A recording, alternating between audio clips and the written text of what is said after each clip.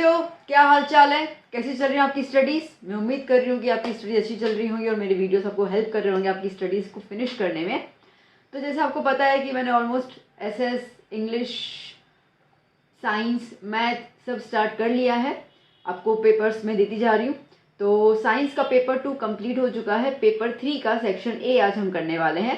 Math के video upload हो चुके हैं, एसएसटी के भी हो चुके हैं, तो आप प्लीज़ देखते जाइए, लर्न करते जाइए। तो चलिए अब देखते हैं कि क्वेश्चन पेपर 3 साइंस का गाला का सॉल्यूशन सेक्शन ए हमसे क्या क्या कह रहा है। तो जैसे कि आपको पता है कि पहला पोर्शन जो आता है दैट इज एमसीक्यूज। ओके, सो ये आ गया हमारे पास एमसीक्यूज।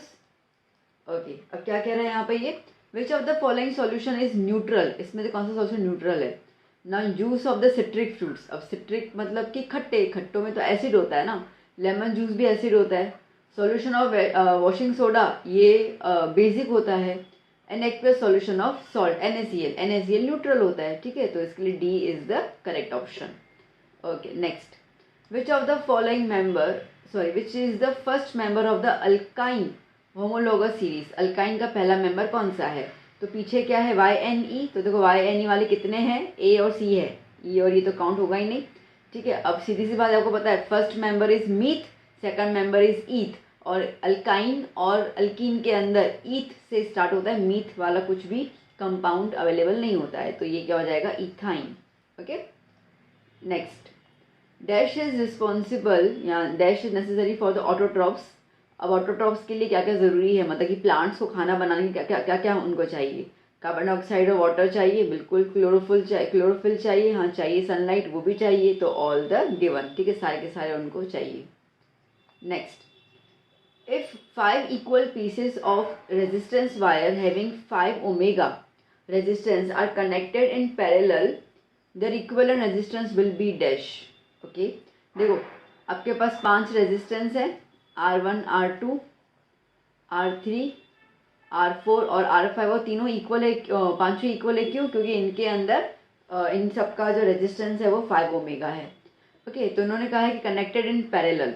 तो पैरेलल इसका मतलब कि 1/RP is equals to 1/R1 plus 1/R2 plus 1/R3 plus 1/R4 plus 1/R5। ठीक है, सबकी वैल्यू 5 है, तो 1/5 प्लस 1/5 प्लस 1/5 प्लस 1/5 प्लस 1/5।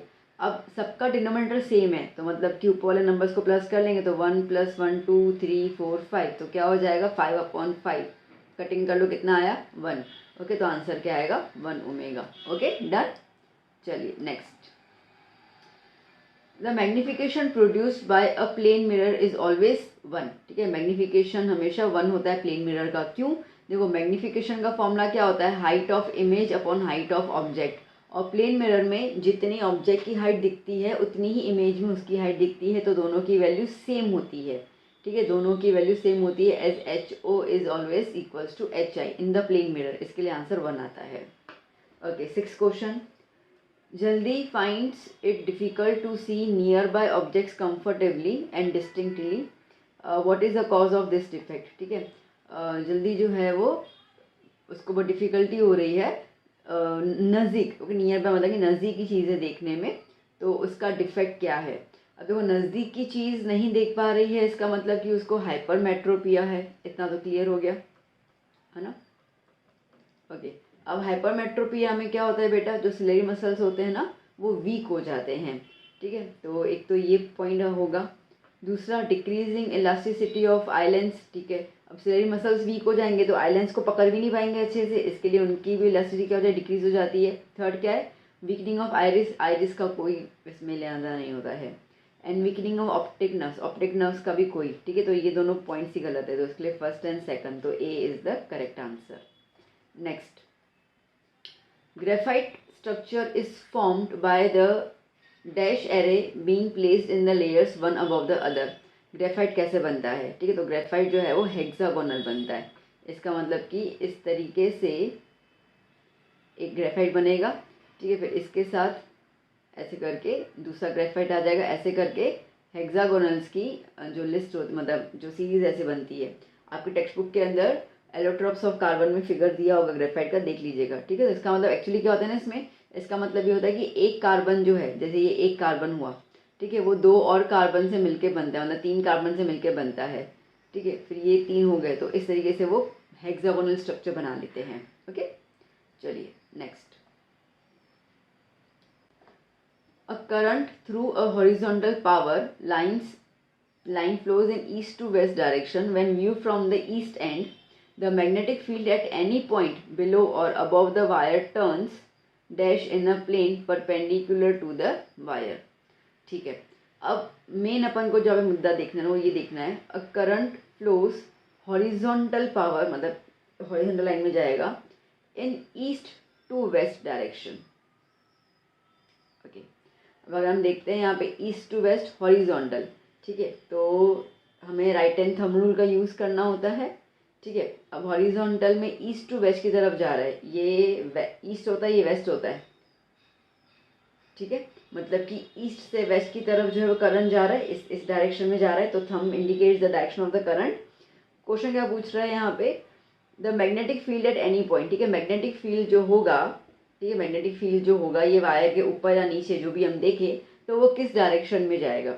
देखो, अब मैग्नेटिक फील्ड मतलब कि अपनी उंगलियां, तो ये किस डायरेक्शन में जा रहा है, देखो यूं गोल, ठीक है। अब अगर कोई भी चीज़ यूं गोल घूमती है तो इसको हम क्या बोलते हैं, क्लॉकवाइज, है ना, इसको हम क्या बोलते हैं, क्लॉकवाइज। तो इसका मतलब कि मैग्नेटिक फील्ड किस डायरेक्शन में जाएगा, वो जाएगा क्लॉकवाइज डायरेक्शन। ओके, अगर यहाँ पे क्लॉकवाइज नहीं बोला जाता और कुछ और बोला जाता तो वो होता, अगर आपको डायरेक्शन से ईस्ट टू वेस्ट दिया ना, डायरेक्शन पूछते तो याद करना नॉर्थ टू साउथ।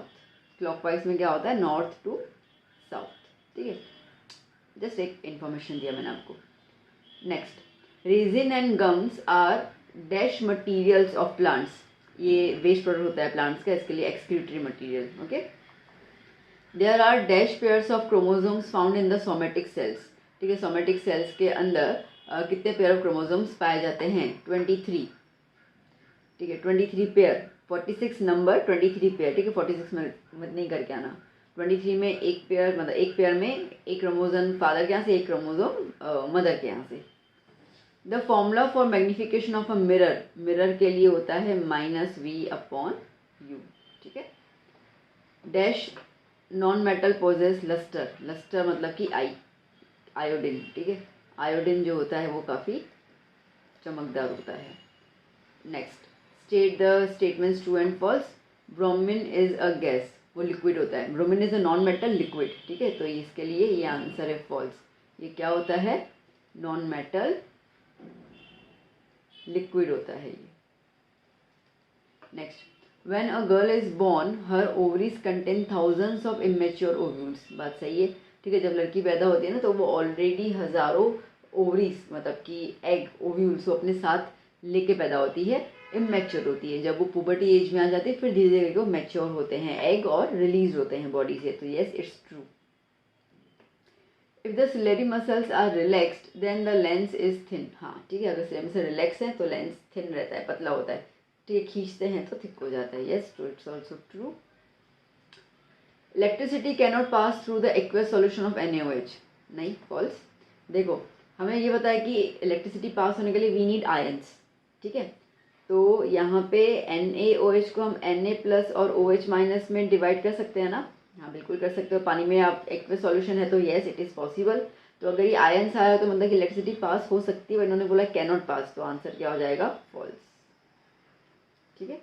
चलिए next, which gland is responsible to prepare body for emergency condition इधर फाइट और फ्लाइट, ठीक है, तो ये है एड्रीनालिन ग्लैंड, एड्रीनल ग्लैंड, ठीक है।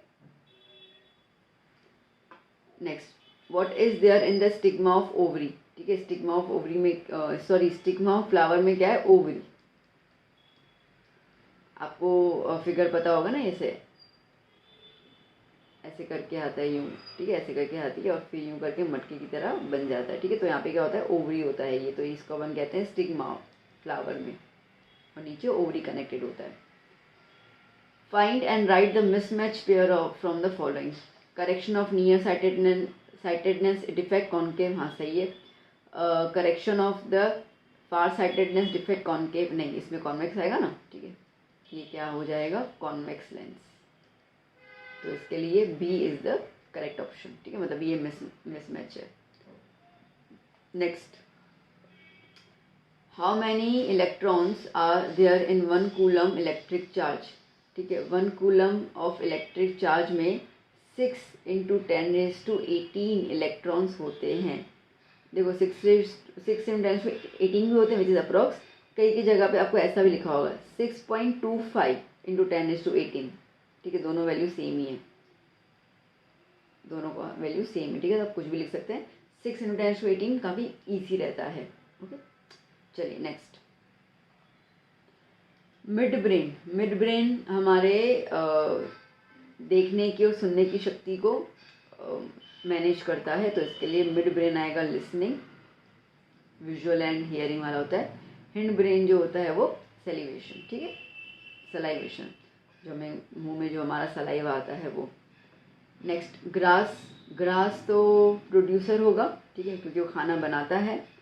Kite. Kite is the tertiary consumer, last में आता है ना। ठीक है, सांप माँ को खा लेता है ना ये, तो इसके लिए ऊपर की तरफ आएगा तो टर्शरी कंज्यूमर। ओके बच्चा, तो बेसिकली यहाँ पे आपका सेक्शन ए पेपर 3 का कंप्लीट हो चुका है। आई होप मैंने आपको जो समझाया आपको समझ में आ चुका। एंड चलिए फिर हम मिलते हैं नेक्स्ट क्लास में, जहाँ पे हम सेक्शन बी की बात करेंगे, प्लस और भी पेपर्स मैं आपको देती जा रही हूँ, तो बस आप स्टडी करते जाइए एंड कीप स्टडी। ओके, अच्छे से स्टडी कीजिए। Bye bye, take care.